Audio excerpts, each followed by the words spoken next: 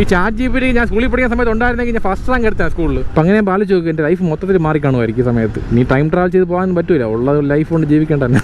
ഈ ലൈഫിന് എന്ത് കുറവ് ശ്രദ്ധിച്ചാൽ പറ, ഒരു കുറവില്ല, ഹാപ്പി ആയിട്ടിരിക്കുകയാണ്, അത്ര തന്നെ. Okay, reach restaurant, wrap and loop. Wrap എന്ന് പറഞ്ഞാൽ റാപ്പ് എന്ന് പറഞ്ഞാൽ മതി, W എപ്പോഴും സൈലൻ്റ് ആയിരിക്കും. റെഡി ആയിട്ടോ, ഓട്ടോ സൗണ്ട് വന്നു സൂം എന്നൊക്കെ. ബൈസൺ സേഫ് ആണല്ലോ, ഗേറ്റിൻ്റെ മുമ്പിൽ പാർക്ക് ചെയ്തിട്ടില്ല എന്നാണ് തോന്നുന്നത്. ശരി, ഓക്കെ. ചിടുകറോ ടീച്ചറോ ടീച്ചറോ പഠിക്കട്ടറോ ചണ്ടാക്കിയിട്ട് ചെടുക്ക ചിക്കൻ.